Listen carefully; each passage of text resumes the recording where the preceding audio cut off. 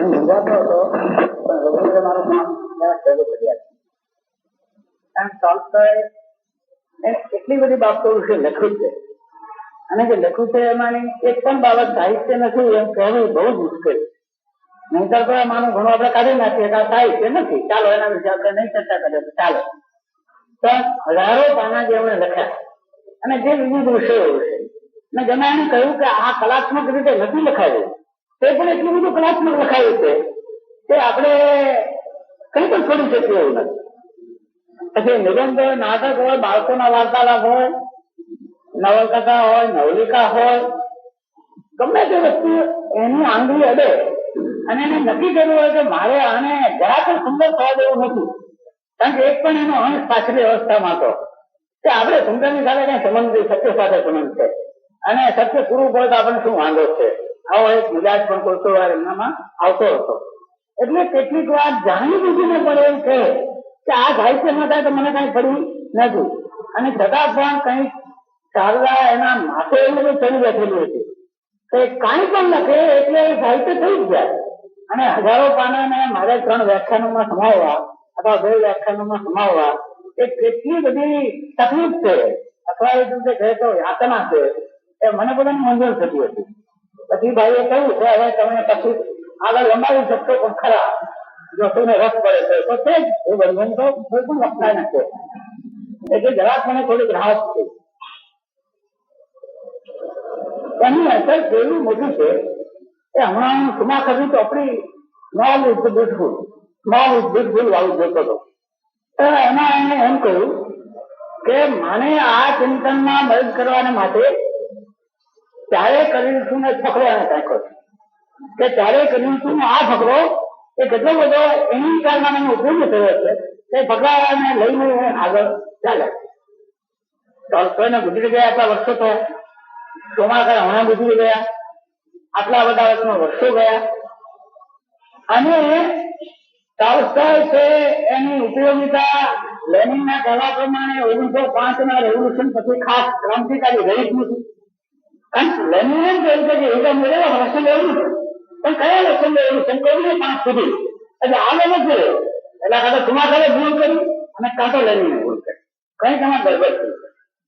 એટલે એમની અસર ગાંધીજી ઉપર થઈને એની માફક જગત ઉપર થઈ એ તો આપણે જાણીએ, પણ ગાંધીજી સિવાય આજની દુનિયાની રચના પાયામાંથી કેવી રીતે થાય એના વિશે આજે જેટલા મોટા વિચારકો છે, માનો કે આવડું સજ હજુના લખાણોમાં ટોલ્સ્ટોયના વિચારોની અસર આપણે કેમ જોઈએ ત્યારે આપણે નવાઈ લાગે.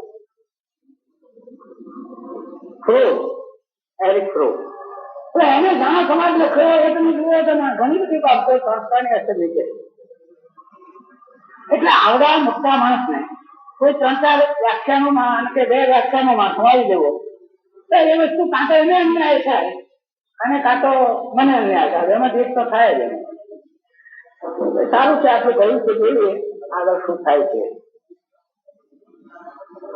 ટોલ્સ્ટોય એક શ્રેયાસી અને સર્જક એ વિષય ઉપર મારે કહેવાનું. ઘણા લોકો એમ કહે છે, યુરોપના જે વિવેચકો છે તે ઘણા બધા લોકો કહે છે કે આ ટોલ્સ્ટોય જ્યારથી આ ધર્મનું અને તૂટ વળગું ભૂત ત્યારથી એની કળા બદલી ગઈ. અને તુર્ગેનેવે તો એટલો બધો મનકથાજી એ હતો ત્યારે પોતે કાગળ લખ્યો છે કે ભાઈ તારા જમાનામાં હું જન્મો એ જ એક મોટો લાવો હતો. મારી તને આ મૃત્યુ પછી હાથ જોડીને વિનંતી છે કે ભાઈ તું પાછો ફળ અને આ ધર્મના ખોટા જે ભેગા થયા છે તેમાંથી તું મૂળ જ્યાં હતો ત્યાં પાછો આવી જા. ભગવાને તને એક વિશેષ શક્તિ આપી છે, એ શક્તિને તો અન્યાય કરવા. પોતાના મિત્રને લખ્યું કે આ એક ગ્રંથ બનીને બાઇબલો ભાતભાતના ભેગા કર્યા છે અને એમાં એનું આખું માથું બુદ્ધિ ગયું છે. હમણાં જોવા ગયો તો મને તો ત્રાસ થઈ ગયો કે અવળ નંબરનો જેના કરતા હું પણ કલાકાર તરીકે ઉતરતો છું એ માણસ અત્યારે આ ધર્મને ક્યાં સમજાવવામાં અને આ ઇન્દ્રજાળમાં અથવા વિઘ્નમાં ટકરાવવામાં માણસ કરી ગયો છે તો શું કરવું એવું કહેનારા બીજા પણ હતા. પણ માણસ પોતે જે હોય છે તેના કરતા જુદો બની શકતો નથી.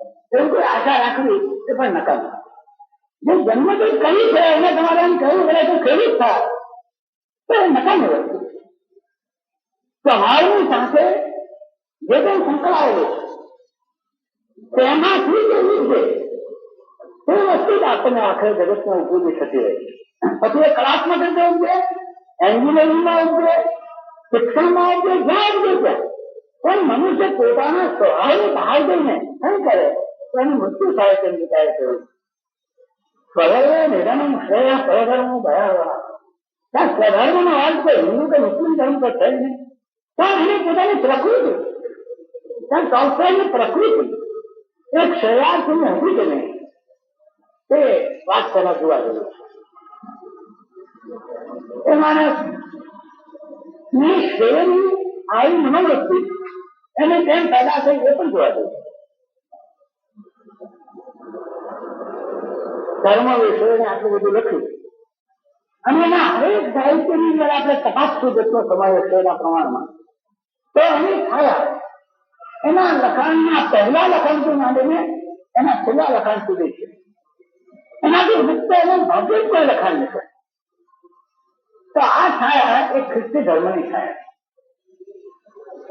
અને એમને પુરસાદ કર્યો હોય તો પણ એક તાજા ખ્રિસ્તી થવાનો કર્યો. તાજા ખ્રિસ્તી થવું એ કેટલું બધું કઠણ છે તે તો એનું જીવન વાંચીએ ત્યારે જ આપણને ખ્યાલ આવે. તાજા ખ્રિસ્તીનો વિશેષણ મહત્વનો છે, વિશેષ મહત્વનો કે માણસનું ઘર સમજી ગયું એ કાંઈ બહુ મહત્વની વસ્તુ નથી.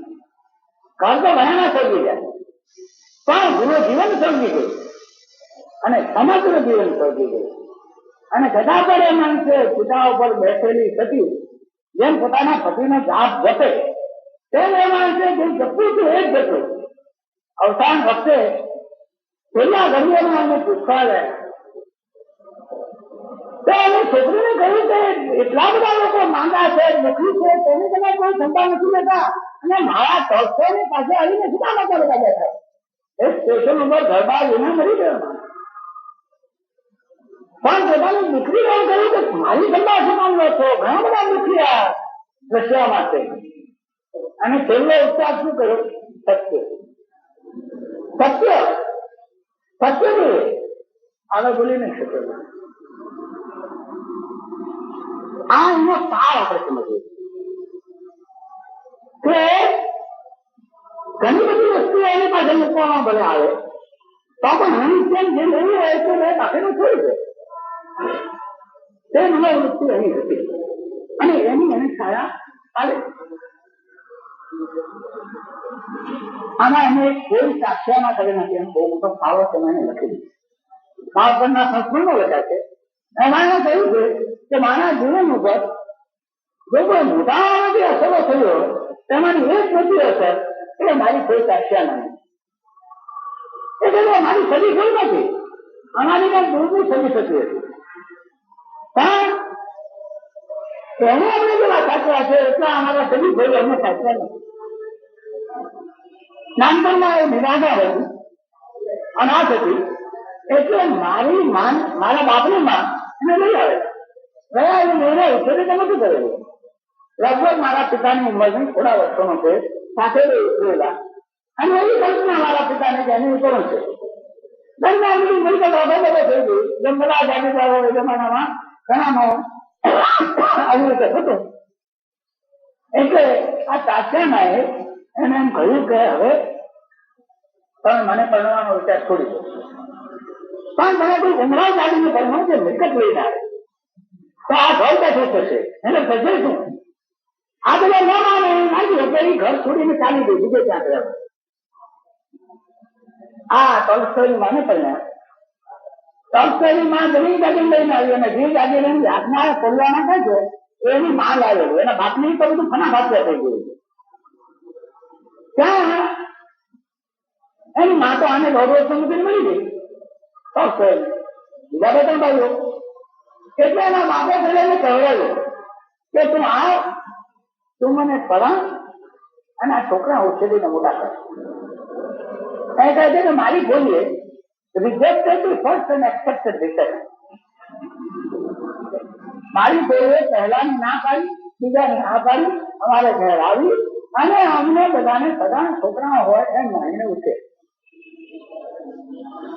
ઘણી વાર આપણે મળીએ ત્યારે સાહિત્યકારોને એના વાચકો ને બધા ફસા હોય છે કે તમે બધું આવું આગળ સાગર લખો તો ઘરનું ગાલો તો આવી કઈ દુનિયા નથી.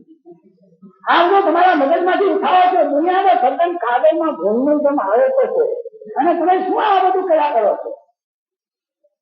તાત્યાનો કિસ્સો એટલા માટે હું કહું છું કે જિંદગી ધારીએ છે એટલી ખરાબ નથી. આ પણ તેનો સંસ્કાર કે એ ભાઈએ કે મને નિર્વાદ પ્રેમ કરતા શીખ્યું. અમારા ઉપર પ્રેમ એવો કર્યો કે જે નિર્વાદ પ્રેમ. અને જયારે જયારે હું પાછળની જિંદગીમાં યાદ કરું ત્યારે મને બુદ્ધનો હંસનો કિસ્સો યાદ આવતો કે જેમાં એડવિન આર્નોલ્ડના કવિતામાં આવે છે કે હંસ કોનો, મારે એનો કે જીવાડે એનો. એ આખો કિસ્સો મને યાદ આવતો. કોઈ કાશિયાના મને બતાવ્યો, અમને ઉછેરીને મોટા કર્યા. બીજો કિસ્સો કે છે કે જયારે હું પણ મોટો થયો પરણ્યો એ વખતે એકવાર અમને બોલાવીને કહે કે આ હું મોટા ઓરડામાં રહું છું અને આ ઓરડો પછીથી તારે લખવા માટે વાપરવાનો સમય પણ આવશે અને હું અહીંયા મળી ગઈ તો લખતી વખતે તને સતત હું યાદ આવીશ એટલે તને લખવામાં એકાગ્ર તું નહીં થઈ શકે. એટલે હવે મને નાની ઓરડી આપી દે કે જ્યાં મારું અવસાન થાય ને તો તારે લખવામાં તો કઈ વાંધો ના આવે. એને મને કહ્યું કે આ મારી શૈલીએ મને બે વાતો શીખવી અને તે એક નિર્વ્યાજ પ્રેમનું બળ અને બીજું કે અનહરિત ટ્રાન્સફર લાઈફ એની મજા શું. આ બે વાતો મને મારી ફોઈએ શીખવી. શાંત સમાજોની એવા જીવનમાં શું મજા છે એ મને મારી ફોઈએ શીખવી. આટલું જો આપણને યાદ રહે તો એના છેવટ સુધીના લખાણોમાં આપણને કઈ તાંતણો છે એમ દેખાય, કોઈ એની અંદર અસંગતિ છે એવું આપણને ન લાગે. પોતે લડતા હતા સદસ્યપુરમાં ગયેલા સિપાહી તરીકે ત્યાં ડાયરીમાં લખે છે. આ બધા ડાયરી લખવાવાળા હતા. ટોલ્સ્ટોય લોકો બધા વહુએ લખે, છોકરીએ લખે, તે બોલવા કરતા ડાયરીમાં વધારે બોલે એવા લોકો. તો ધની જંગલની પછે પછે હોય તો પણ ડાયરી દ્વારા વાતચીત કરે એવી એક વિચિત્રતા છે. તો એને ડાયરીમાં કેટલું છે લખ્યું કે આજે કોઈની જોડે દૈવી વિષય વિશે વાતો કરતા મને એકાએક પૂર્યું કે હું એક કોઈ નવો ધર્મ સ્થાપવાને માટે જન્મ્યો છું, જે ધર્મમાં આ બધા બહેનો ન હોય, આ બધા દોરા ધાગા જેવું કઈ ન હોય અને જે ધર્મમાં બધા માણસો આવીને એકતાનો અનુભવ કરી શકે એવો ધર્મ સ્થાપવા માટે હું જન્મ્યો છું એવું મને લાગે. આ 1849 લખેલું છે અને મને લાગે છે કે મારા જીવનનું આ જ કામ રહેશે. આ ડાયરીનો ઉલ્લેખ અને એને પોતે અવસાન વખતે એ તો ધર્મોમાંથી હકી લાગેલા માણસ હતા. રશિયન ઓર્થોડોક્સ ચર્ચે એમને કાઢી મૂકેલા અને કાઢી મૂકેલા પણ સાથોસાથ રશિયન ઓર્થોડોક્સ ચર્ચના વડાની એમ હતું કે જો પાછો આવે તો અમારી આબરૂ બહુ વધી જાય. ધર્મ કેવો તકવાની હોય છે એનો આ દાખલો કે તરસે પાછો આવે તો અમારી આબરૂ ઘણી મોટી વધી જાય. એટલે એ માંગો પડ્યો છે અને મરવા પડ્યો છે સ્ટેશન ઉપર ત્યારે એને પોતાના પ્રતિનિધિને મોકલ્યો વિનોદના, મોકલીને કહ્યું કે તમે એને કેવી ઘડીએ ધર્મોપદેશ કરો, કન્ફેશન કરાવો એની પાસે અને એને તમે જેને ખાતરી આપો તમારા પાપ છે હવે ધોવાઈ ગયા છે, તમે ચિંતા વિના મરો, તમે તો સ્વર્ગમાં જ જવાના, આવું બધું તેને ખાતરી આપો. તો બોલો ત્યાં આવ્યો પણ સંસ્થાને ખબર હતી ધર્મ આવું કરવાનું. સારું ધર્મ નહીં એ માણસને જેટલી ઘૃણા છે એની સામે જેટલી નફરત છે એની સામે જેટલો વિરોધ છે એ જયારે સંસ્થા ધાર્મિક છે એમ આપણે કહીએ છીએ ત્યારે આપણે જાણતા નથી. આપણે ધર્મની સાથે કોઈ ધાર્મિક છે ને એટલે મૂકો વાત કરે આમાં કઈ દમ નહીં હોય. આ તો કાં તો જૂના જમાનાનો આઉટ ઓફ ડેટ મિડલ એજ નો કઈ કેવો હશે નહીં તો કઈ ધર્મની વાત કોઈ કરે, પણ હું ને તમે એને આપણે મોટા મોટા ગણાતા લોકો ધર્મની સામે નથી લેવા, તેટલું અમારે જિંદગી બગડે. અને બધું મરવામાં તેમ ખબર જ પડે, લખી ગયેલો. હવે કોઈ મને છેલ્લી ઘડીએ કન્ફેશન કરવા કોઈ પાદરી આવે, કોઈ પણ માણસ આવીને આવે મારી પાસે આવીને પાણી માટે છાંટે, પવિત્ર પાણી છાંટીને ઉદ્ધાર કરવા માટે આવે, તો એમને કહી દેજો કે એવું કઈ હું માગતો નથી. અને મારા સંતાનોમાં હું કહેતો જાઉં છું કે આવું કશી ક્રિયાઓ મારી પાસે થયું નથી. તો મને આવીને કહ્યું કે છોકરાઓ કે બીજું ગમે તે હોય, પણ અમારા બાપની ઈચ્છા વિરુદ્ધ નહીં. બરાબર, તમે આમાં તમે વિચારો તો કરો, કાંઈ વિચાર કરી શકાય નહીં. અમારા જેવાળા બાપને બાંધીને ગયેલો ચાબાવાથી, અમે કશું કરી શકતું નહીં. તો જે માણસે પોતે નવા ધર્મનો સ્થાપક થવાનો ડાયરી 1849-50 લખી, તે માણસે છેવટે મળતી વખત સુધી શું મારે આ ધર્મ સાથે કઈ લેવા દેવા છે, અને મને મોક્ષમાં ખરેખર મોકલી દેતા હોય તો પણ મારે એ રીતે મોક્ષમાં જવું. અને કેટલી મોટી એની અસર પડી એનું, એને સિપાહીઓનો, લશ્કરી ભરતીનો, રાષ્ટ્રવાદનો, ધર્મ સંસ્થાનો જે કોઈ હતા તેનો, રાજ્યનો, બધાનો વિરોધ કર્યો. અત્યારે જેટલા ચાલુ પ્રશ્નો છે, માનો કે રાષ્ટ્રવાદ લો, માનો કે શહેરીકરણ લો, આ બધા પ્રશ્નો વિશે એ માણસે એ જમાનાની સામે બિલકુલ વિરોધ કર્યો. વકીલોનો કરો, ડાક્ટરોનો કરો, ઇસ્પિતાલોનો કર્યો, અને મિલકતનો ધ્યાન કર્યો, બધા જાણે. એ માણસે એની અસર કેટલી શું થઈ જવા દે, એક બીજા વ્યાખ્યાનમાં આપણે જોઈશું. પણ કેટલો એક મજાનો આપણું દ્રવ્ય એવું કે જયારે એને દફનાવતા હતા ત્યારે એક લશ્કરી ટુકડી આવી. ધર્મના અને રાજ્યના હુકમો તો એવા જ હતા કે એનું કઈ છપાવવું નહીં જોઈએ, એના માટે પ્રાર્થના થવી ન જોઈએ, એના ફોટા વંચાવવા ન જોઈએ, હડતાલો પડવી ન જોઈએ. આ બધા હુકમો આગળ દિવસે નીકળી ગયા. પણ સિપાહીઓ આવ્યા ને ગામડાના 10,000 5,000 જે કોઈ લોકો હશે આજુબાજુના, તે એની સબવાહિની લઈને ગયેલા અને એને ખાડામાં ઉતારતા હતા, અને બધા ઉઘાડા માટે બધા નમસ્કાર કરતા હતા, ગીત ગાતા હતા. તો પેલી ટુકડી આવી પડી. ટુકડી આવી પડી એટલે એ તો બધા સિપાહીઓ અત્યારે ત્યાં લઈને મને તો ઉભા ઉઠેલા. એ ઉભા છે, લોકો માટે એકદમ દૂર પડી કે ટુકડી હજી મારો છેતરી તારો ઘૂંટણીએ પડે, શું આવ્યા છો આ વખતે ઘૂંટણીએ પડો. સિપાહીઓ હાથ ઘૂંટણીએ પડી ગયા. આખી ટુકડી બોકડી ઉતારી દીધી. આ એ માણસને લોક હૃદયમાં કેટલી વસ્તુ ઉતરાવી શક્યો હતો. પછી ક્રાંતિ થઈ. ક્રાંતિ થયા પછી બધા જ જાગીરોને જમીનદારોના મકાનો બાળવા માંડ્યા, મિલકતો લઈ લેવા માંડ્યા. તે વખતે 1918-19 ત્યારે તો એ રીતે ગુજરી ગયેલા દેશમાં. એની પત્ની ને એની છોકરી ને લોકો રહે ત્યાં. તે વખતે એકદમ ખબર આવ્યા કે પછીના ગામનું ટોળ એ યાસના ભોળિયાનું આ મકાન ને આ વાડી એ બધાનો કબજો લેવા માટે, નાશ કરવા માટે આવે. તો એની છોકરીને એને ખરા બહુ તો ઘણી થઈ ગયેલી કાઉકેસ તો હવે આપણે એની ભાગવા માંડીએ, અહીંયા આવશે તો મારી નાખશે, કે જીતા નહીં રહેવા દે. પોતાની તૈયારી કરતો હતો. ગામના બધા લોકો, સેંકડો લોકો બધા ભેગા થઈ અને વાલા ને બધા હથિયારો લઈને ફરતા ઉભા રહ્યા. પેલા બીજા લોકોને કહે કે બીજે જતા હોય અમે ચારો ન કરતા, અહીંથી ચાલે જાઓ. આ જમીનદારની જમીન નથી. આ ટોલ્સ્ટોય નામના એક મહાપુરુષની જમીન છે કે જેને પરિણામે તમને જમીનદારોને ખતમ કરવાની પ્રેરણા મળી, જમીનદાર શાહીને. તે તો એ માને તમારી ક્રાંતિને મળી છે પ્રેરણા, એનું તમે કેવી રીતે કરવા આવ્યા છો? અને આવ્યા તો તમને અહીંયા ગરવા નહીં દે. એ લોકોએ ઘર બચાવી પાડી બચાવી. કહેવું તે માણસે પોતાના જીવનની યાત્રા આરંભ કરી. ખ્રિસ્તી ધર્મની પૂરેપૂરી સમજદારી કરીને ખ્રિસ્તી થવું એ ભારતીયને શરૂ કર્યું.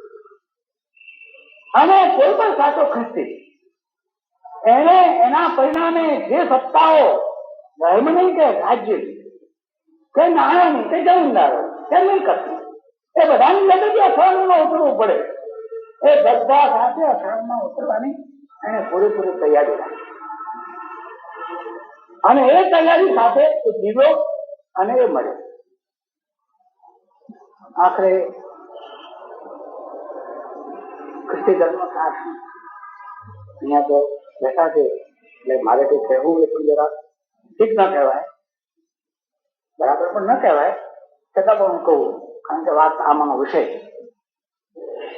ટોલ્સ્ટોય પોતે જ એના 4-5 સિદ્ધાંતો વાંચા છે. વૈકુંઠ તારા હૃદયમાં છે એમાં એને પોતે બાઇબલનું પોતાની જે ન્યૂ ટેસ્ટામેન્ટનું કર્યું છે એમાં, વોટ આઈ બિલીવ એમાં, કન્ફેશનમાં બધે છતાં 4-5 ભાગ કાઢેલા. એ ઝાડમાં આટલી જ વાત એને કહી છે કે તમારે દુષ્ટતાનો પ્રતિકાર દુષ્ટતાથી ન કરવો. તમારે કોઈના ન્યાયાધીશ ન થવું, કારણ કે ન્યાયાધીશ થવાની લાયકાત આપણામાં છે નહીં, કોઈનામાં એવી લાયકાત હોતી. આ એટલું બધું એના મનમાં છે કે એને એના કારણે નાનો મુદ્રાલેખ મૂક્યો, ત્યારે વેન્જન્સ ઇઝ માઇન એમ ન્યૂ ટેસ્ટામેન્ટનું મૂકવું પડ્યું. ત્યારે ભાઈ આવી આના જેવી પતિને દગો દેનારી, આવી ચંચળ, આવી વિલાસી એવી સ્ત્રીને પણ સજા કરવાનો અધિકાર આપણા કોઈનો નથી. વેન્જન્સ ઇઝ માઇન, ભગવાનને કરવું એ કરવા દે, તમે ન કરો. હવે એ કાળે કઈ બહુ ભગત થઈ ગયા, એના જીવનમાં ગ્રસ્ત જીવનનો કાળ હતો, એમાં સુખી થતા હતા એને કહે છે. એ વખતે પણ જે નવલકથા યુરોપની બહુ ઉત્તમ નવલકથા, નમૂનારૂપ નવલકથા ગણાય, દોસ્તોયેવસ્કીએ કહ્યું કે યુરોપ પાસે આની જોડે મૂકવા જેવું કશું છે નહીં. એ ચોપડીનો મુદ્રાલેખ એને શું લેતો વેન્જન્સ ઇઝ માઇન. ઘણા બધું બાઇબલ, ખાસ કરીને ન્યૂ ટેસ્ટામેન્ટ, એ આ આખા સાહિત્યમાં પહેલેથી છેલ્લે સુધી પરોવાય. તેને કહ્યું કે ભાઈ આ જે જજમેન્ટ થવાની વાત છે, કોઈ ન્યાયાધીશ થવાની, કોઈને સજા કરવાની વાત છે, એ વાત બરાબર નથી. પછી એને કહ્યું કે આ બધા ભગવાનના બધા સંતાનો છે, આ બધા ભેદભાવો તમે કરો છો ખોટું. ઇન માય ફાધર્સ કિંગડમ કોઈ કાળોય નથી, કોઈ ધોળોય નથી, કોઈ શેઠે નથી, કોઈ ગુલામ પણ નથી. આ બધા અમે ભગવાનના દીકરાઓ સંતાનો છીએ. અને એને કહ્યું કે જે પતિત છે, જે પાછળ રહી ગયો છે, તેના તરફ તો વધારે ધ્યાન આપવાનું. આ સિદ્ધાંત અમે બાઇબલ માટે જો ભાઈઓ હોઈએ તો જે ભાઈ જેવા દુબળો હોય તેને વધારે ધ્યાન રાખવું કે એ ભાઈની ફરજ થઈ જાય, અને કાં તો ભાઈ શબ્દનો અર્થ જ ખોટો છે. અને શું કહ્યું કે તમારે તમારો રોટલો પોતાના કપાળના પરથી વાંચી મેળવવાનો. આવા એની 4-5 સિદ્ધાંતો પકડીને એ મને આગળ ચાલે. આનું આચરણને તર્ક કરી નાખ્યું છે એવું નથી. પણ મારે કહેવું એ કે અન્ય લેખકો કરતા જો ટોલ્સ્ટોયની વિશેષતા હોય તો એ છે કે પોતે જે બોલતા હતા તેનું આચરણ કરવા માટે સતત ભારે મોટી કોશિશ કરી. રામાયણમાં સંપાતિનો વાત આવે કે જયારે બધા લોકો સીતાની શોધમાં વાનરો ગયા અને પછી ક્યાંય સીતાજી ગયા નહીં અને આવીને દરિયાના કાંઠે ઉભા રહી ગયા. આગળ દરિયો છે, હવે ક્યાં જવું? પાછા રામચંદ્રજીની પાસે શું સમાચાર આપવા? આગળ બધા ખાધા પીધા વિના નક્કી કર્યું અનશન કરીને આપણે મરી જવું છે. એટલા વાનરો બેઠા છે, 2 દિવસ થયા. ત્યારે એક મોટું ઝાડ, એ ઝાડ ઉપર સંપાતી રહે, જટાયુનો ભાઈ જીત. એને જોયું કે આ બધા શું 2 દિવસથી બેઠા છે, એટલે એને પાછળ ગયો અને કહ્યું ભાઈ તમે કેમ અહીંયા બેઠા છો? અમે તો સીતાની શોધ કરવા નીકળ્યા છે, કઈ જડતું નથી અમને, અને હવે પાછા જઈને શું જવાબ દેવો, એના કરતા તો અહીંયા ઉપવાસ કરી મળી જવું સારું, એટલા માટે બેઠા છે. ઓ સીતાની વાત કરો છો ને? અરે એ બેઠા, આ હું જોઈ રહ્યો છું, આ સામનો પેલો બેટ છે ને, એ બેટની લંકાની અંદર અશોકની વાડીમાં સીતાજી બેઠા છે, હું બરાબર જોઉં છું. તમે કોણ? તો કે હું જટાયુનો ભાઈ સંપાતી, પણ હું જોઉં છું, પણ હું જઈ નહીં શકું ત્યાં. મારે ત્યાં જવાની શક્તિ નથી. એકવાર હું કે હું ને જટાયુ બે ઉઠતા ઉઠતા સૂર્ય તરફ જતા હતા અને પછી બહુ ગરમી થઈને ગાજવા માંડ્યા, એટલે જટાયુ પાછો ફરી ગયો, હું હઠ કરીને આગળ ગયો તો મારી પાંખો ગઈ ગઈ, નીચે પડ્યો. આ 4 થી કે અહીંયા હું બેઠો છું હું જોઈ શકું છું પણ હું કરી શકતો નથી. આ કવિઓનો મોટો ભાગ આવો હોય. તે સંપાદીના વારસદાર હોય, લેખકો, કવિઓ બધા જોઈ શકે બહુ જ સારું, એટલું બધું જોઈ શકે કે એવું કોઈ ન જોઈ શકે. પણ આચરણ કરવાનું કામ છે, તેમાં એના તબક્કા હોય છે, તેમાં અનેક કારણો નડે છે, ઉછેરનું કારણ છે, પુરુષાર્થનું કારણ છે, બીજા બધા ઘણા બધા કારણો. બહુ બધા માણસો જોવાની અને ઉડવાની બે શક્તિ ધરાવે. સંસ્થાએ પોતે પણ એક ડાયરીમાં લખ્યું છે કે કેટલાક માણસો આ દુનિયામાં પાંખ વગરના અને તોલદાર શરીર વાળા હોય, તે આ જીવનને શું જીવનથી ઊંચા ઉડી શકતા જ નથી, ઉઠી શકતા જ નથી.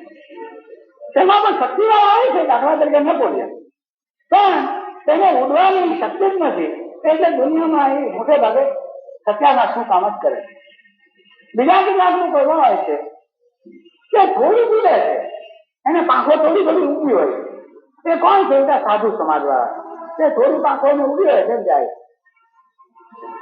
બીજા કેટલાક લોકો હોય કે જેને મજબૂત પાંખ હોય, પણ દુનિયાની પાંખ હોય, તે ઉડે છે પણ બધી પાછા નીચે પડી જાય.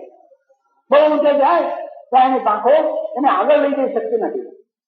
એવા માનો હું છું કે વારે વારે ઉડું છું ને પછડાવતું, વારે વારે ઉડું છું ને પછડાવતું.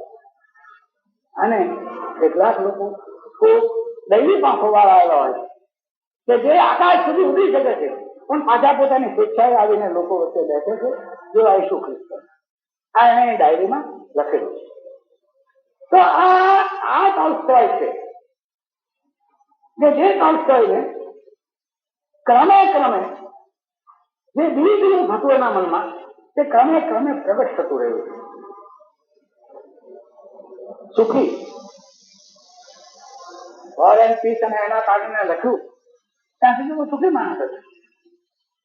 એને પોતે લખ્યું છે કે મારી યુવાનીનો સમય તો નહોતો, પણ હું ઠીક તંદુરસ્ત હતો, સારો. તારા 6 છોકરા બધા હતા, તારી પત્ની હતી, મિલકત હતી, મારે કોઈ વાતનું કઈ કહેવાનું નહોતું. પણ એ ઉંમરે હું બેચેન થઈ ગયો અને મને એમ થયું કે આખરે બધા મરે જ છે, તો હું પણ એક દાડો મરી જઈશ, મારા છોકરા પણ મરી જશે, મારી સ્ત્રી પણ મરી જશે, તો મરવામાંથી પછી આપણે નીકળવું કેવી રીતે? મરણ પોતે શું છે? કેટલાક લોકોએ લખ્યું છે કે આ બધું એ મગજમાં એવો ખોટો ખ્યાલ કરી ગયો કે ટોલ્સ્ટોય મરણ મરણ મરણ સિવાય કઈ જોતા જ નથી. એને એક માનસિક રોગ થઈ ગયો. એવું નથી.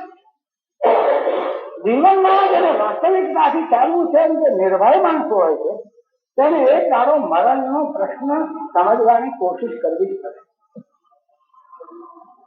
એને ટાળનારા માણસો જ નીકળે, એની સામે આંખ મિલાવવા વાળા માણસો જ નિર્ભય. જે એક સત્ય, જેમાં કોઈ દાડો ફેરફાર નથી થતો, એવું સત્ય એ મૃત્યુ છે. અને એટલા માટે આપણે ત્યાં કઠોર નિષેધ રચાય. એટલા માટે નથી કહેતા એને કહ્યું કે મૃત્યુ શું છે અને મૃત્યુનું રહસ્ય શું છે, એ તમે મને સમજાવો. તો પેલા જેને કહ્યું કે તું જાણે પાછો, તને આટલા રથ આપું, આટલી સ્ત્રીઓ આપું, અને તું જા પાછો. અને આ તો એવો મોટો પ્રશ્ન છે કે દેવો જાણવા ઈચ્છે છે, પણ દેવોને પણ હું કહેતો નથી. માટે તું જા 1000 વર્ષનું આયુષ્ય લઈને પાછો. તું હો દેવોને પણ અમારે જ છે. સાહેબ આટલું બધું સુખ છે, પછી પણ હજી એને આ જાણવાની ઈચ્છા રહે છે, તો આ પ્રશ્ન બહુ મહત્વ ન કહેવાય. તો તમે એ જ બતાવો, આને બીજું જોતું જ નથી. ખબરીઓ હા ખબર જ કરી છે, લઈ જાઓ તમે પાછા. આપણા ભણતરીનું ભજન છે લોકોમાં, બધું આપણી સંસ્કૃતિમાં નથી, સંસ્કૃતિમાં હશે. ફરતી છે નાવા બેઠો હતો અને એને બધા તોડે છે, તેલ ખુલે, ત્યાં ઉપરથી આંખના ટીપા પડે છે. અરે માં તમે કેમ રડો છો? તો કે આવી આયા તારા પિતાજીની હતી રે, આવી સુંદર કાયા તારા બાપની હતી, તેને મળતું કે તો આવ્યા રે ભરતરી, એને જ તારું મૃત્યુ આવ્યું હતું ભરતરી, એટલા માટે આંખમાંથી આંસુ પાડું. તો કે તમે માં આટલી મારી ચિંતા કરો છો, આ શરીર નહીં, તો ચાલો હું જાઉં, નીકળી જાઉં. તો ના કહે છે કે 12 વર્ષ તો રાત જોગું ને પછી દીધી. તો કે ના 12 વર્ષ શું રાત જોગું નથી કહેતા કેમ? શું કામ 12 રાહ જોવું? 12 વર્ષમાં તો એની સુરે ચાલી નીકળે. મારે કેવું રે, જે લોકો એમ કહે છે કે ટોલ્સ્ટોયને મૃત્યુથી પિતા હકીકત ખોટી છે, એને પોતાની ડાયરીમાં પોતાને અને એક રીંછને જેવો ભેટો થયો અને રીંછે જયારે એને મોઢું ફાડીને ખાવા કોશિશ કરી ત્યારે એના મનમાં કેવા ભાવો હતા એનું બહુ સરસ વર્ણન કર્યું. અને એ વર્ણન માં ક્યાંય ભયની છાયા નથી. એને કહ્યું તો એવું છે કે જયારે ખરેખર મૃત્યુ આવે છે ત્યારે માણસ જેટલું કલ્પનામાં પહેલા ભય લાગે છે એટલો ભય એને લાગતો હતો. એકવાર હું ડૂબતો હતો, મારા જીવનમાં એક કિસ્સો છે કે એકવાર હું ડૂબતો હતો, ધોધમાં પડેલો અને ધોધમાં પડ્યો હતો અને પછી ડૂબ્યો. પણ એ ડૂબતી વખતે મને એવો અનુભવ નથી થયો. હું તટસ્થ રીતે જાણે મારું મૃત્યુ જોતો હોઉં એવો મને અનુભવ થયો. અને એને જડતો બીજામાં એક જગ્યાએ લખેલો છે. બસ બીજાને શું અનુભવ થાય છે આપણને ખબર નથી, પણ ટોલ્સ્ટોય નિરાધાર નથી છે એવું મારા શું અનુભવ કહ્યું એવી શક્યતા નથી. તો આ જે મૃત્યુ વિષયની એને એટલી બધી શું આનો ઉકેલ કે એને કહ્યું કે મારા ઓરડામાં હું દોરું પણ નતો રાખતો ને તો મને એમ થતું હતું હું બધી આત્મહત્યા કરી. હું શિકાર કરવા જાઉં તો બંદૂક નતો લઈ જતો, મને તો કહેતા હું મને ગોળી મારી બેઠી. આ પ્રશ્ન ન પતે જ્યાં સુધી મારી ખાવાનું પીવાનું બધું હરામ થઈ ગયું. આ એને કન્ફેશનમાં લખેલું. અને કન્ફેશનને વિવેચકોએ સેન્ટ ઓગસ્ટાઇન અને રૂસેલ પછીની મોટામાં મોટી આત્મકથા કહી છે. It is most power. સાહિત્યની શક્તિ કેટલી પ્રબળ છે એ કન્ફેશનમાં અનુભવ, કન્ફેશન અને વાત્સલ્ય દૂર છે બંનેમાં એનો અનુભવ આપણને થાય. તો એમાંથી એને થયું કે આ બધી તકલીફો, બધી ચિંતાઓ, બધા દુઃખો એ બધાનો ઉપાય હોય તો ખ્રિસ્તી ધર્મમાં. આવું એને લાગ્યું પ્રમાણિક ભાષા. ચાલુ ખ્રિસ્તી ધર્મમાં નહીં, તેનો તેને વિરોધ જ કરેલો. આનું પ્રતિબિંબ કેવી રીતે એના લખાણોમાં આવ્યું છે એના આપણે નમૂનાઓ વિચારવાના ક્રમશઃ એમ હું સમજુ.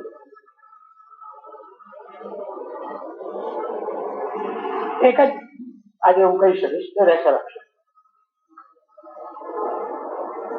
ટોલ્સ્ટોય એને પોતાની 70 વર્ષની ઉંમરે એ નવલકથા લખી. જે ઉંમરે મોટા ભાગના આપણે પરવારી ચૂક્યા હોઈએ છીએ એટલે હોતા જ નથી, અને હોઈએ તો અર્ધપૂર્વ દશામાં કોકના ઉપર બોજારૂપ આપણે જીવતા હોઈએ. જે ઉંમરે મગજ ખરાબ થઈ ગયો, ઇન્દ્રિયો શિથિલ થઈ ગયો, બધું તો તે ઉંમરે આ માણસે આ ચોપડી લખી. અને કેટલાક વિવેચકોને મતે આ ચોપડી એની સૌથી વધારે સિન્થેટિક છે. એ સવાલ નથી વોરંટીની સાથે, એ આગળ આપણે ચર્ચા કરશું. વોરંટી ઘણી મોટી આના કરતા જરૂરિયાત છે કલાકૃતિ તરીકે, એના વિશે મારે મતભેદ નથી.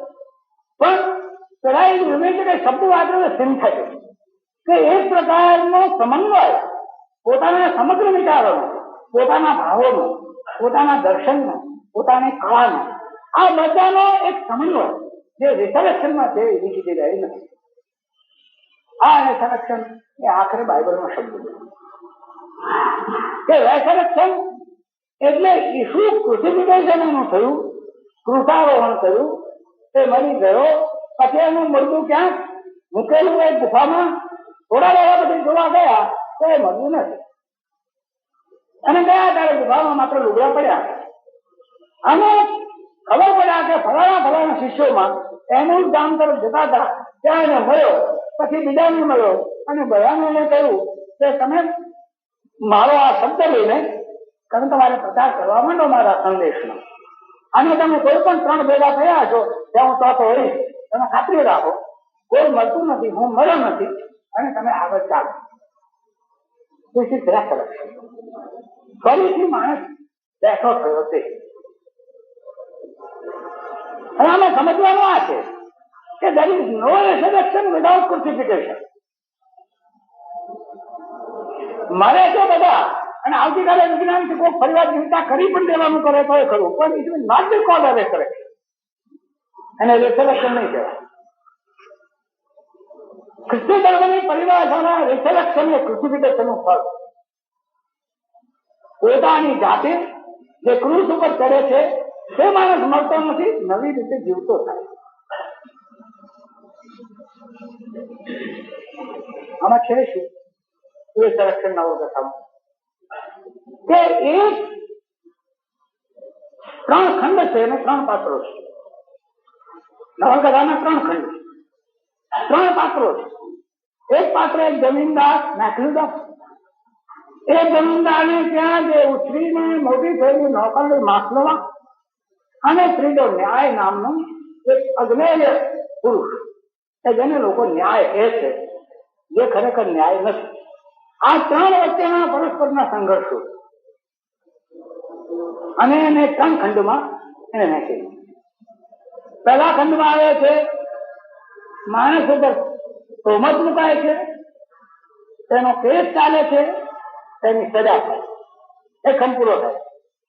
બીજા ખંડની અંદર જે સજા ખોટી રીતે થઈ છે એનો ઉપાય ન્યાયને રસ્તે શોધવા કોશિશ કરે છે, within the limits of patient લો, તે કોશિશ કરવાનો બીજા ખંડમાં એ બધું આવે છે. અને ત્રીજા ખંડમાં એને ખબર પડે છે કે એ રીતે આ કામ થઈ શકે એવું તમે કોઈ પણ મશીનરીથી આ કરવા જશો તો મશીનરી એની અંદર ઉપયોગી થઈ શકશે નહીં, તમારે જે કામ કરવું છે.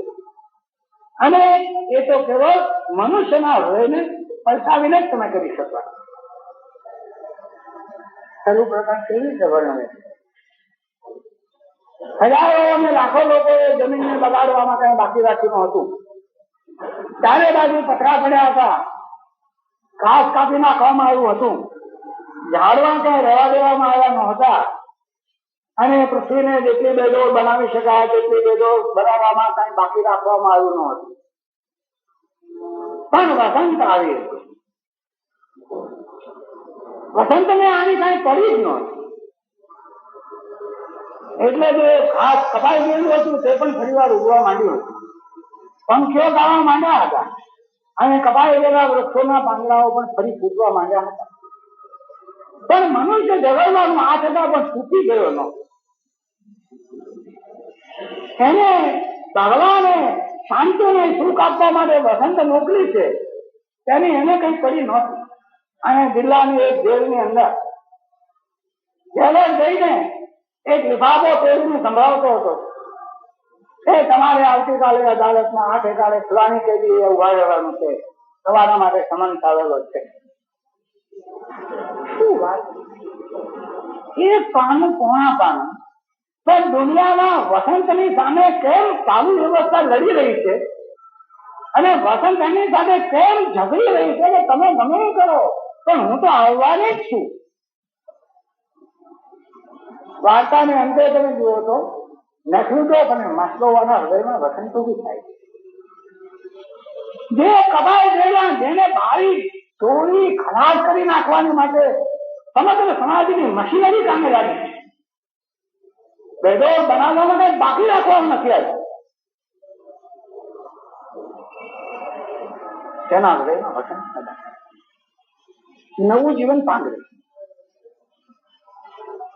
પહેલા પાનામાં એને જેટલું સામર્થ્ય એક મોટો કલાકાર વાપરી શકે 20 લાઈન છે, પણ 20 લાઈન ની અંદર 200 પાનામાં કહેવાય ને એટલી બધી તેને મૂકી દીધી.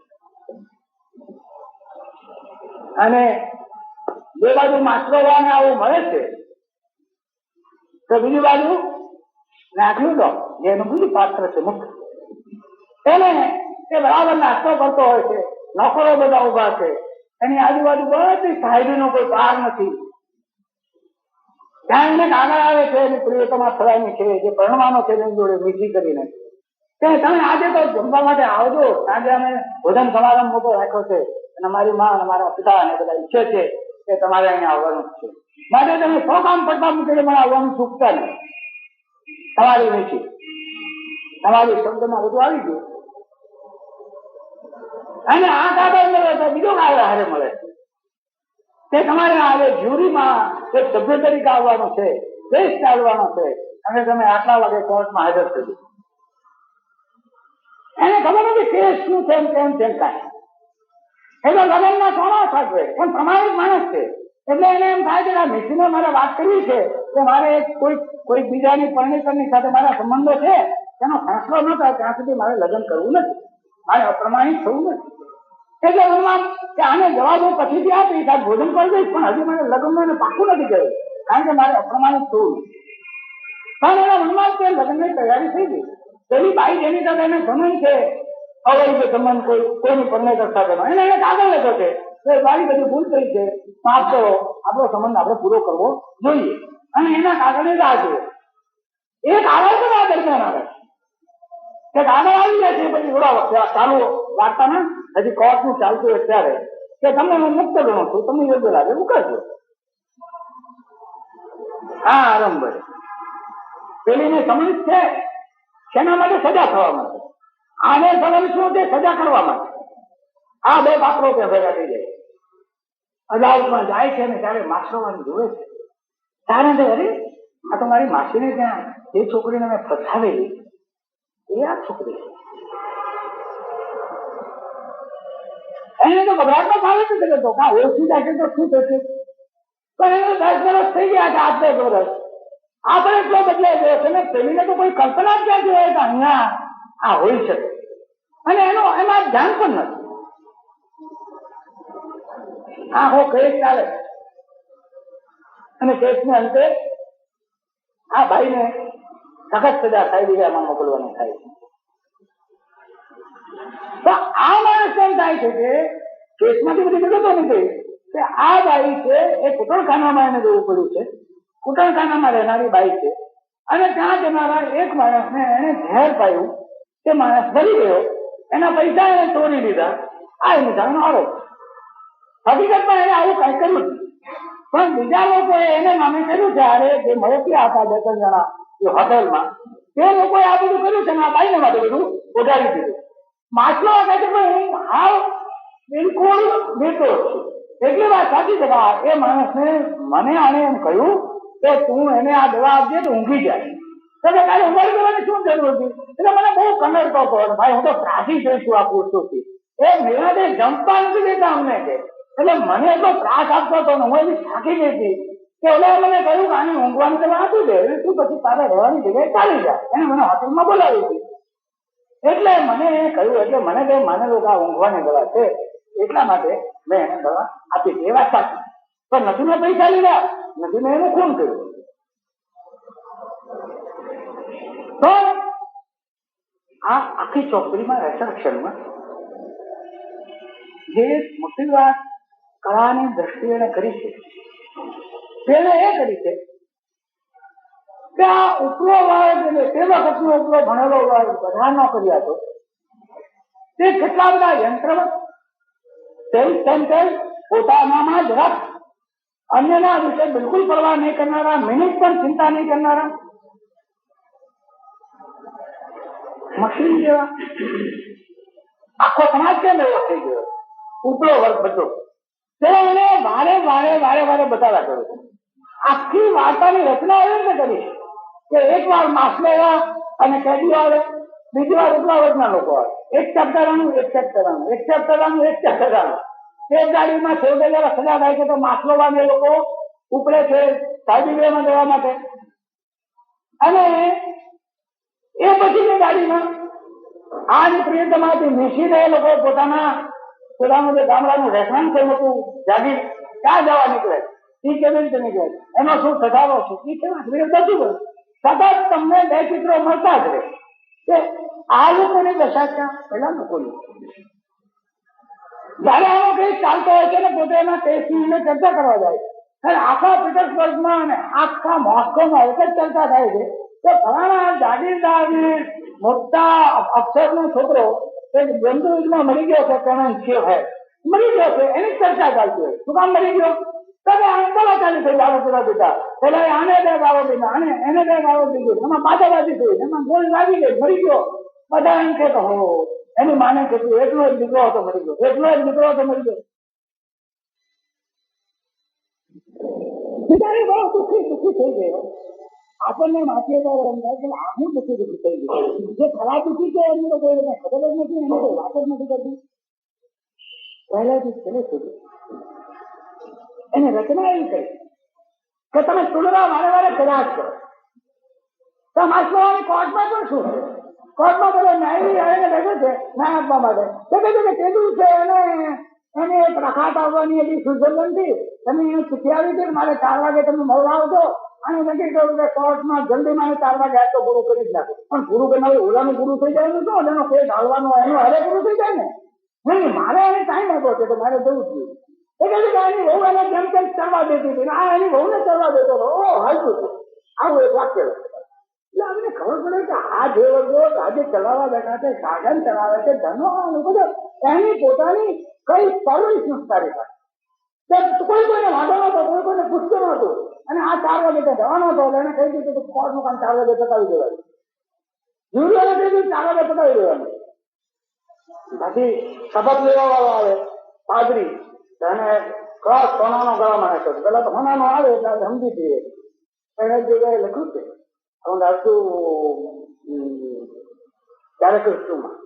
એટલે લોકો એમ કે છે કે જૂના સમયના પાદરીઓ સોનાના હતા અને કમંડોઓ લાકડાના હતા. હવે એવું થઈ ગયું છે કે કમંડોઓ સોનાના થઈ ગયા અને પાદરીઓ લાકડાના થઈ ગયા. એટલું પાવરફુલ છે માણસનું રેઝિસ્ટન્સ છે. અને બળતરા ઘણા લોકો એમ કહે તમે જરા પ્રમાણ બાદ લખીને છે કે જેમના ઘર બળતું હોય ને અમે તમે એમ કહેવા જાઓ કે રાડે ન પડો, રાડે ન વિરોધથી વાત કરો કે ઘર બળતું હોય વિરોધથી ન વાત કરે. આ બધી મારો ભરી જાય છે. એક પેલો પાદરી આવીને લખે કે આ પાદરીને 40,000 રૂપિયા તો અત્યાર સુધીમાં ભેગા કરીને પોતાના છોકરાઓને ફરવાને માટે બેંકમાં મૂકેલા છે. હવે એક મકાન વધારે મેળવવા માટે કોશિશ કરી રહ્યો છે. અને અહીંયા અદાલતમાં થઈને કહે છે ભગવાનને માથે રાખીને સાચું જ બોલજો અને તમે કોઈના વિશે ખોટું મનમાં લાવતા ને આવો. આખું જેલમાં પણ આ પાદરીઓ એને તો આ જેલમાં પણ ઈસુ ખ્રિસ્ત લટકા કરે એ કોને માટે છે? ઓલે ઈસુ ખ્રિસ્ત લટકાયા છે કોને માટે? તમે શું કરી રહ્યા છો? તો એની થવામાં આખી ચોપડીનું એક લક્ષણ બંને સાથે સાથે સાથે સાથે ચાલે. અને જયારે આ માછલાઓને ખબર પડે કે આ તો એ માછલા છે જેને મેં ફસાવી, તેને વાત કરવાના માટે તો કે ટોલ્સ્ટોયનો આખો ધર્મ છે આખી જગ્યા કે કશી કૃત્રિમતા એ માણસે પસંદ છે. એ માને છે કૃત્રિમતા એટલે અકલ, એવી એની માન્યતા થઈ ગઈ. એટલે શરૂ શું કરે ત્યારે વાત પાછલી વાત કરવી છે કે માછલાવાળ અને નેકલુઓનો જૂનો સંબંધ નીચે પ્રમાણે હતું. એટલું ચેપ્ટર શરૂ કરતા ચાલુ પહેલી વિદ્યા છે અને પછી આખો સંબંધ આખી વગર પ્રક્રમણ મજબૂત છે. પણ એને નથી જરૂર છે કે સાદાઈથી જેટલું સૌંદર્ય આવે તેટલાથી સંતોષ માનવો જોઈએ અને આપણે બીજો કથારો કરવાની કોઈ જરૂર નથી. આ ચોપડીમાં બાકટવાએ લખી છે એટલે એમાં વોરેન પીસ જેટલું પણ વોરેન પીસમાં તો અહીંથી પણ થોડું છે. કળાએ જેટલું આવશ્યક હોય છે કૃત્રિમતા એવી થોડી પણ છે, બીજાના પ્રમાણમાં ઘણી ઓછી. પણ આમાં તો બિલકુલ થાય જ નહીં. કોઈ જગાને એવું એને આવવા દીધું નથી. અને છતાં કળા અને શક્તિની દ્રષ્ટિએ એને જોયું છે કે આ વસ્તુ લોકોના હૃદય સુધી જાય એવી રીતે જ મારે રજૂ કર્યું. એટલે માછલાવાનો હું કહું તમે તારે શું કરવું મારે? આ તો મારા લીધે જ એની જિંદગી તો બગડી. આ જિંદગી બગડી છે તો મારા લીધે જ બગડી છે અને હું તેનો ગુનેગાર. અને સાંજે પેલી નિશ્ચિત જાય છે આ બધું જોઈને અને સજા કરવામાં પણ કેટલી બેદરકારી લોકો રાખે છે, જુદી લોકો. તો એમાં લખાયું કે આને જાણી આ ગુનેગાર તો છે, ખૂન માટે જવાબદાર તો છે, કારણ કે પેલો માણસ સમજી જ ગયો ખૂન માટે જવાબદાર તો છે, પણ એને જાણી બુજીને ખૂન કર્યું નથી. એ જાણી બુજીને ખૂન કર્યું નથી એ જો લખાય તો એની 6 મહિના થઈ જાય. પણ ઇન્દ્રા જુદો સાથે વહેલું પતાવવાનું ભાઈ. હવે હવામાં બેઠા છીએ અને મારી છોકરી માંડી છે, મારે એવાંગમાં જવું છે, મારે માસીનું ફલાણું છે, મારે આ છે તે મૂકે દલીલ લગા કરતા દલીલ એટલી બધી કરી અને છેવટે જલ્દી જલ્દી એવો ગોટાળો કરીને ગયા કે જાણી બુદ્ધિને ફોન કર્યું નથી. એ વાક્ય રહ્યું છે બધા નથી કહ્યું કે આને જાણી બુદ્ધિને ફોન નથી કર્યું. વાત સાચી. પણ દરેકને કોઈને ભોજનમાં જવું છે, કોઈને હોટલમાં જવું છે, કોઈને કારખાને જવું છે, કોઈને માછલી ત્યાં જવું છે, કોઈને મામાને ત્યાં જવું છે. આ બધા લોકો એને આટલી પણ ગંભીરતા કે ચિંતા નથી કે આપણે કોઈ માણસની જિંદગી સાથે આ ખેલ ખેલી રહ્યા છીએ. એટલે નૈતિક કહે છે કે ભાઈ આની સજા કરવામાં આવે છે આ પેલા નૈતિક કે પણ ભાઈ આ તો નિર્દોષ છે. તો કે નિર્દોષ છે તમે બધા ભેગા થઈને એમ લખ્યું કે દોષિત પણ પેલા લખ્યું છે કે એને જાણી બુદ્ધિને ખૂન નથી કર્યું. ક્યાં છે આ કાગળમાં? આ કાગળમાં એવું કઈ લખ્યું જ નથી. તાકાત બહુ ભારે થઈ ગઈ. આ તો નિર્દોષ ને ત્યાં જવું પડશે. તો કે તમે અપીલ કરો, હું તો કઈ ન કરી શકું. આઈ એમ બાઉન્ડ બાય લો. કાયદાથી હું બંધાયેલો છું. ભૂલ કરવી હોય તો કાયદા મુજબ જ કરવી જોઈએ. એટલે કે આ જે બધું કાયદો થાય એ પ્રમાણે અપીલ કરો એટલે પીટરબર્ગ સુધી લાંબા થવાનું. દરમિયાન આ ભાઈનો મળવા જાય છે જેલમાં. તો પહેલા તો જેલવાળા એમ થાય કે આ એક અમીરના છોકરાને હવે હું જોયું. એટલે દરેક જયારે માસ્લો આજુ ખુલી દરેક જણ તેની પાસે માસ્લોવાના કેસમાં મદદ માંગવા જાય ને અને બધી વાત ઇટ્સ બ્યુટીફુલ. આ પહેલો પ્રશ્ન પૂછે ઇટ્સ બ્યુટીફુલ. અરે તારું જાય બ્યુટીફુલ નો દયા જોવાનું. દયા માત્ર જુવાન છોકરીઓ કરે બસ પાકા કોઈને હોય નહીં એવું ત્યાં નથી કીધું છે. પણ કેટલું લિમિટેડ રીઝન છે અથવા તો આપણું હૃદય કેટલું બધું મર્યાદિત છે કે પેલા કોઈ માણસો જ્યાં પૃથ્વીના બરાબર લોકો એમ કોઈ પૂછતા જ નહીં. પેલા એમ બધા આગળ ના ભાઈ અરે ભાઈ સારું કઈ અરે અહીં અરે કઈ લફડું હોવું જોઈએ. અરે ભાઈ કઈ લફડું નથી હતું એ તો મારે કાઢી નાખવું છે એટલે હું આપણે મટું છું. એ તો બગી જ લાગે. એટલે બધા ભેગા થઈને આવે કે આ બગી જ છે, મૂરખ છે, ઓળો છે. એની જેવું દેખાય છે ને જેલમાં પણ માછલોવાને આ લોકો મળે છે અને માછલોવાને કહે છે કે હું તો તને આને બતાવવા માટે બધા પ્રયત્નો કરવાનો છું, બધું ખર્ચ કરવાનો છું અને કઈ નહીં થાય તો હું સાબિતામાં તારી જોડે આવવાનો છું અને હું તને પરણવાનો નિશ્ચય નક્કી કર્યો. કહે છે માછલોવા શું કરી પછી પણ એ કેવી પેલી કોર્ટ જઈને કોટરીમાં જઈને બીજી બધી ગુનેગાર બાઈઓ હા હા હવે તો તું ઘરના ઢગલામાં જ આવડતાની બાઈઓ હવે તને સાયવીરા મોકલે તો શું માંગો છો? સાયવીરામાં આનાથી બધું કામ થાય તું ખેતરમાં ભલે મોકલે ને તને આવો અમીર મળી ગયો તારે પોલીસ થવાનો અને બાકી નહીં રાખવાનો ઉપર તો રીતે આ સ્થિતિ. પેલો માણસ તો પ્રમાણિક છે. માછલોવાનું તો તમારે પ્રમાણિક નથી લાગતો. તો માછલોવાને પહેલી વાર મળે છે ને ગાયથી પહેલું ઓળખતી નથી તું મને શું નથી હું નાખલી દો હું તારે માફી માંગવા આવ્યો છું. તું મને માફી આ એટલા માટે હું બેઠો તું માફી ના આપો તો મને કેમ નહીં કરે. એ બધી એટલી બધી ગુસ્સે થઈ જાય છે. એક વાર તમે મારી પાસેથી શરીરનું સુખ લીધું અને હવે તમે સ્વર્ગમાં તમારું સ્થાન પાકું કરવા માટે ફરી વાર મારી પાસે આવ્યા છો. ખરું ને તમે મોકલ્યા છો આ દુનિયા અને પેલું કઈ તમારે ફરી કરવું છે અમારા નામ પ્રત્યાઘાત બિલકુલ હું તમને બિલકુલ આમાં સાથ દેવા માંગતી એને વિશ્વાસ જ નથી કે જયારે વખતો તો ત્યારે આવ્યા ને અને હવે તમે એટલા માટે આવ્યા છો તમારો અંતરાત્મા દેખે છે તમને કદાચ નરકમાં લઈ જાય તમને કદાચ ત્યાં બહુ સજા થાય બહુ હેરાન થવું પડે એટલે નાવ યાર ગઈ તું યુઝની અગેન કોન્ટેક્ટ કરતો સાથ દેતી ને પહેલું રિએક્શન હું ચાલી જ જાય. પછી બધી બાઈઓ કહે છે ત્યારે કે સાચું કામ કાઢી લે ને આપણે બીજું શું લખી શકીએ એના જો ફૂટડો ને પૈસા મળે ક્યાંથી છે તું તારે કામ કાઢી લે તો બીજી વાર આવે છે તારે પેલા એનું બધું વલણ બદલાઈ ગયું છે જે રીતે એના ધંધા છે કર્યા છે તે બહુ અનેક જાતના નખરાબાજી કરવાની કોશિશ કરે છે.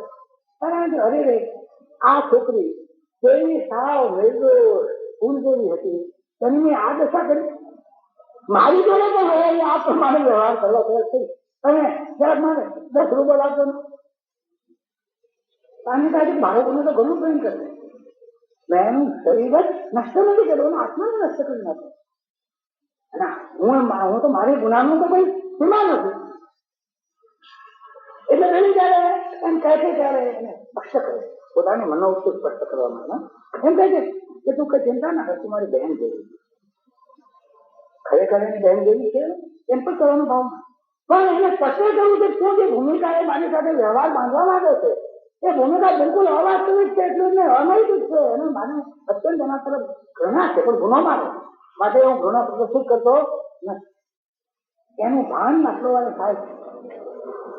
પછી તો માછલોવાને દવાખાનામાં મૂકે એકાને થોડો વખત દવાખાનામાં નાખો જે જેલનું દવાખાનું હોય એમાં પણ ત્યારે એને ભાન થાય છે કે આ માણસ ખરેખર સાચો પશ્ચાતાપ કરવા માંગે છે આ કોઈ બનાવટ નથી અને સાચો પશ્ચાતાપ કરવાનું એને મન થાય છે કારણ કે એને મારા તરફ કેવી રીતે એવો પ્રેમ હતો એ પ્રેમના બીજ હજી અમે એમને ખોડેલા તારે થોડી એને રેસરક્ષણ આપણે કહીએ છીએ એમ એનો નવો અવતાર ક્રમશઃ થતો.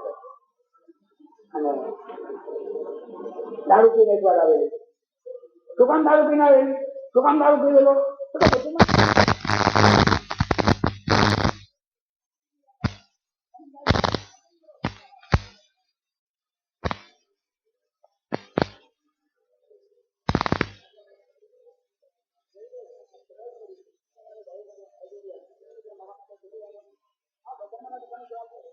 પણ અત્યારે તમે પાછા આવ્યા છો એટલે હવે હું ભૂલવા માટે થઈને દારૂ પીવું.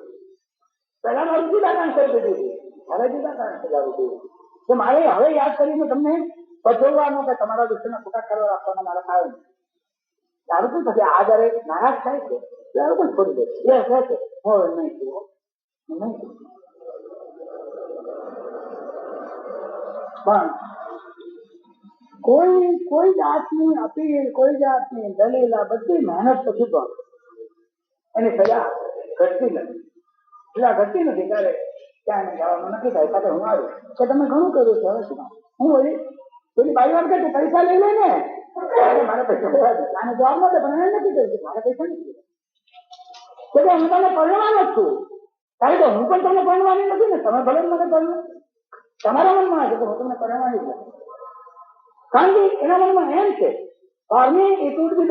અનદર ફોર્મ એક વાર તો પડી જ છું. પણ હવે આ માણસ સદભાવના મારી પાસે આવે છે ત્યારે એને મારા જેવી પરણવું એટલે વળી બીજું અધપતન થવાનું મારું એ મારાથી નથી. કારણ કે હું આવવાનું એ તમારો સવાલ છે. તમારે આવું હોય તો આવો.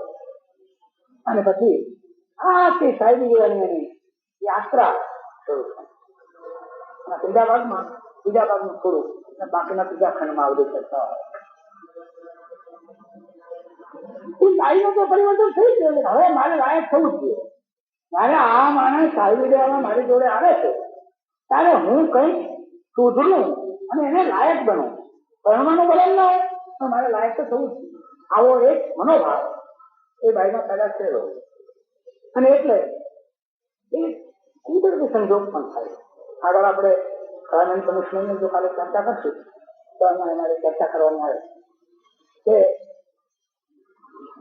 નાસ્તિક લોકો તેને અકસ્માત કહે છે અને આસ્તિક લોકો ઈશ્વરની કૃપા છે.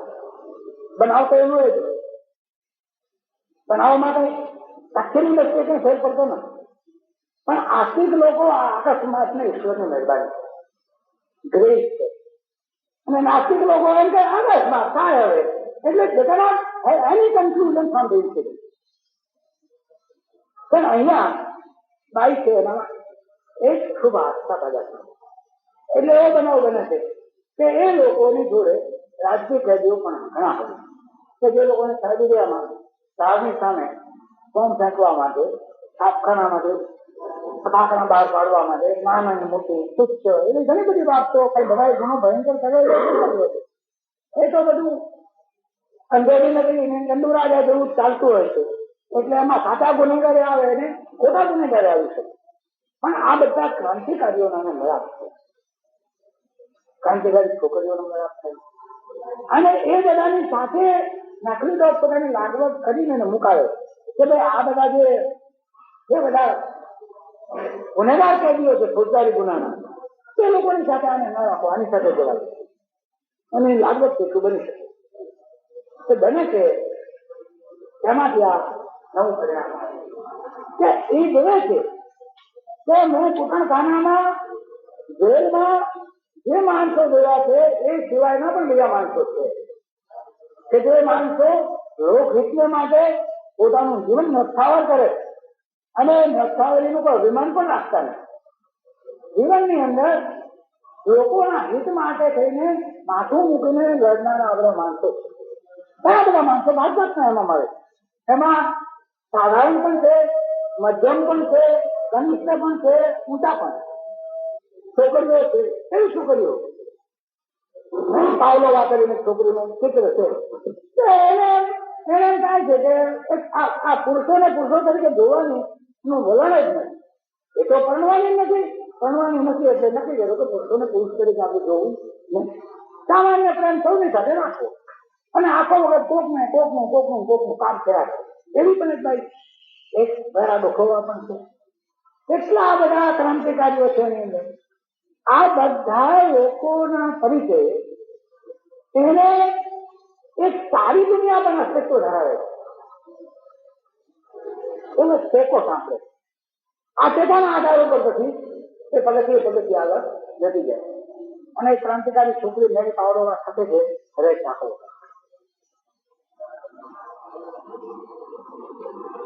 એમાં એને એક જેનો પરિચય થાય છે ક્રાંતિકારી છે સાયમન ક્રિય.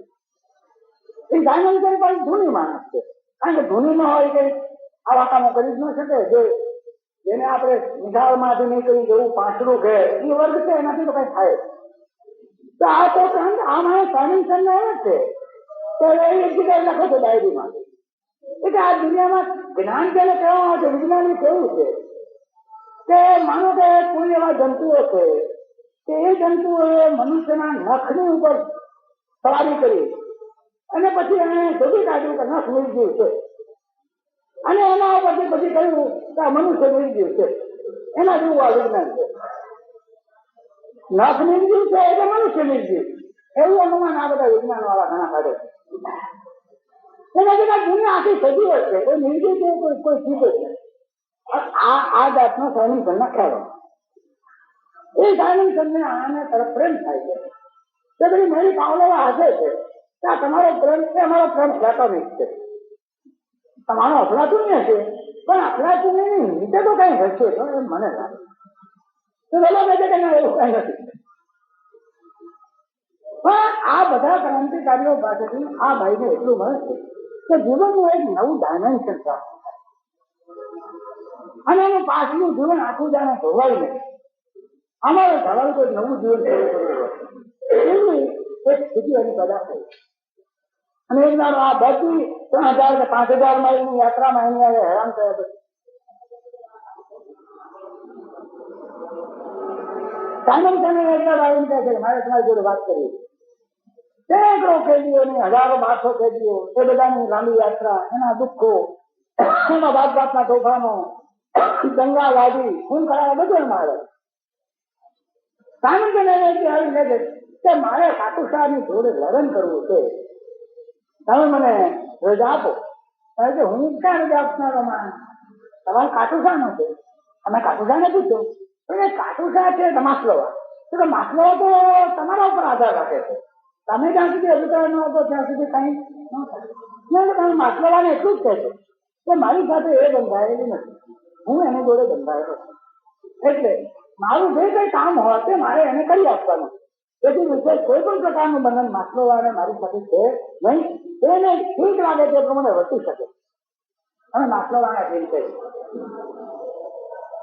માસ્લોવાને બોલાવીને કહે છે કે ભાઈ એક તો જિંદગી એટલી બગાડી હોય, બીજાને વાત નથી બગાડી. હું મારા જેવી રખડેલભાઈ વળી સાયમન નો શું ઉકાળી દેવાની હતી? એ સાયમન બગાડી કે મારે એવું કઈ કરવું નથી. પણ મેરી પાવલોવા બીજા બધા મન કેવો આવે છે કે ખાટુ શાહ કે માસ્લોવા પોતે એને એમ કહે છે ત્યાં દરમિયાન આની બધી જે અતુલ્ય પરિણામ એટલું આવે છે કે એની સજા સાદી થાય, સખત સજાને બદલે. એટલે કોઈ ગામડામાં રહી શકે, સાહેબ દૂરના ગામડામાં કઈ ખેતી કરવી, ખેતી ધંધો જે કઈ કરવો એ કરે, પણ ગામ ના છોડી શકે. એવું જયારે થાય છે ત્યારે તે સમાચાર લઈ જાય છે ત્યારે આ કહે છે કે હવે આપણે ક્યાં રહીશું, પૂછે છે નકલીદાર. તો હવે આ સારું થયું, આપણે હવે ક્યાં રહીશું? આ કહે છે અમે તો એવું નક્કી કર્યું છે કે ત્યાં અમે રહેશું, અને તમે અમારા માટે આટલા બધા હેરાન થયા, હવે તમારે વિશેષ હેરાન નહીં થવું. આ તારું નક્કી જ છે. એને આવાજ પણ લાગે છે, ઈર્ષાનું તત્વ છે નથી એવું નથી, એમને લખવું પડશે.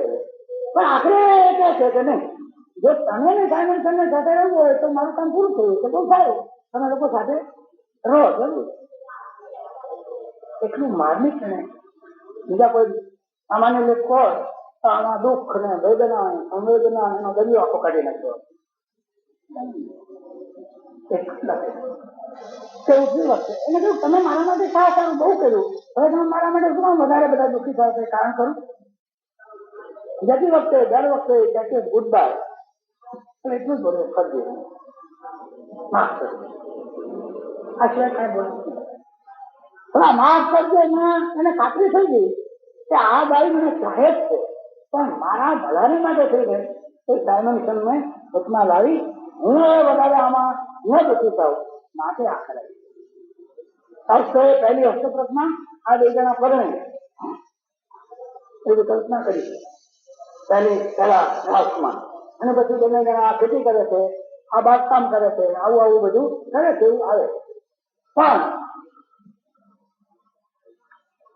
પછી વિચારે એમને મોટા માણસ એને કહ્યું છે કે આટલું બધું સહેલો અંત થઈ ગયો કહેવાય, ના કઈ બરાબર નહીં થાય, એટલે એને આવું થયું. કારણ કે સાચી વાત એ છે કે નેકૃદો પશ્ચાતાપ બુદ્ધિથી જાય. નેકૃદો આપનો પ્રેમ એ સેકન્ડરી, કોઈ બીજ નથી એવું નથી, પણ એની પ્રધાન ઈચ્છા છે યાદ કે મેં જે ભૂલ કરી છે તેનું મારે પ્રાયશ્ચિત કરવું. ત્યારે પ્રધાનને ગૌણ બનાવી દેવો અને ગૌણને પ્રધાન બનાવી દેવો. જે પ્રેમ ગૌણ છે એને પ્રધાન બનાવીને અંત લાવવો, અને જે પ્રાયશ્ચિત ભાવ પ્રધાન છે એને ગૌણ બનાવીને અંત લાવવો, તે કોઈ કળાની દ્રષ્ટિએ બરાબર નથી. અને તેના માટલો એને એટલી તો એક વાક્યમાં કહી દે છે આ બધું આ માફ કરજો, મારા કરવાનું કહ્યું છે. પછી પાછો જયારે ઘરે આવે છે રાત્રે, એને બાબતની કેદીઓની વ્યવસ્થાઓ જોઈ છે, કાયદાના દુરુપયોગો જોયા, રાજ્ય સંસ્થાની જે બધી અનિષ્ટતા જોઈ છે. અને પછી કેવી વિચિત્ર ઘટના કે આ કેદીઓને એક અંગ્રેજ એના આંકડા મેળવવા એની ટકા હવે તો સર્વે નો જે લખવું છે ને આજકાલમાં એ તારે હશે, એ બધું સર્વે કરવા આવ્યો હશે. આ બધું જોયા કરે અને દરેક ને બધું તારું છું તારું છું તારું છું એ ગાના જેવો છે. એમાં હું પણ પૂછવા આવ્યો છું તારું છું તારું છું. તું જોતો નથી કે you are રેપ્રેઝેન્ટેટિવ of anti Christ. તું એન્ટી ક્રાઇસ્ટ નો માણસ છે. અહીંયા અમને કેવા કેવા દુઃખી કરી રહ્યા છે. માણસને જૂનો ખોરાક બનાવી દીધા છે. કેટલા અમારા શરીરો ઉપર જીવ છે અને જીવ અમને પૂછવી રહી છે. એવી રીતે માણસને રાખે એ કોઈ ખ્રિસ્તીને શોધે એવી વાત છે કે અમારે પૂછવાશમાં આવવાનું જોયું. અને પછી પાછળ અમે ભગવાન ઈસુ ખ્રિસ્તે તમારું બધું દુઃખ કરી લેવાનું છે, તમારા પાપ નાશવાનું છે. બાઇબલ એટલે કે બાઇબલ પકડાયા છે કેટલાક. એટલી એને જે ધર્મને ઉડાવી ખવાલ કરી નાખે અનેક ઠેકાણે. પણ છેવટે તો પેલા માણસ મારા એને સારું ધર્મની જે ખીચડી ઉડાવી કે આ લોકો નરકે આત્મામાં પડ્યા છે, એનું કોઈ ધ્યાન નથી રાખતું અને પશુ અવસ્થામાં તો મૂકી દીધા છે. અને પછી ઈસુ તમને બચાવી દે છે અને કરતા પછી જ નથી. અને ગળામાં હોનાનો ક્રોસ લઈને ફર્યા કરે છે. આ બધું જયારે વાસલો આપે છે ને પછી પેલો એ બાઇબલ આને આપી ગયેલો. મને તો એમ કે કઈ બાઇબલ આને વાંધો નથી. નામ નામ તો સરખાઈ સરખાપુર હરું તો જે નામ છે ગણિકા કરી તો નામ છે. બાઇબલ તો બધા હાથમાં રાખીને ફરે, પણ જેને બાઇબલ ચાલે એ તો નટલું રહે. તો પેલો વાંચતા વાંચતા એમ કહે છે કે આમ સવાલ આવે છે કે આમાં બધા સવાલોના ઉત્તરો હોય છે. લાવને મારો ઉત્તર આમાં છે કે નહીં. તો બધા મીઠું માંથી આ પકડાવો ના ચાલો પછી ઈસુ પાસે જઈને એને પૂછ્યું કે મારો ભાઈ મારી સાથે બાંધતો હોય તો મારે એને કેટલી વાર માફ કરવો? 7 વાર? તો ઈસુએ કહ્યું 7 ગુણ્યા 70 વાર. 7 ગુણ્યા 70 વાર. આ કરો ખબર. પછી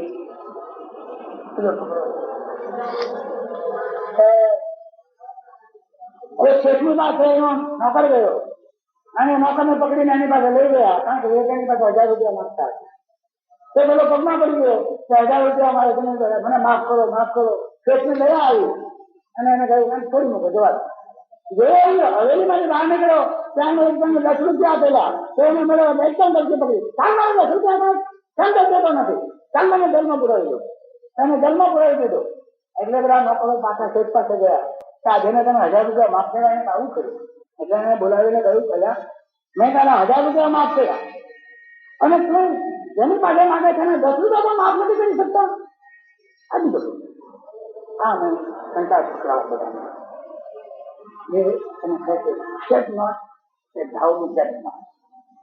તું કોઈનો ન્યાયાધીશ થામાં જેથી તારો પણ કોઈ ન્યાયાધીશ ન થાય. અને પછી એના જીવનમાં જાણે નવું પ્રભાત શરૂ થયું. એના જીવનમાં જાણે નવું પ્રભાત શરૂ થયું.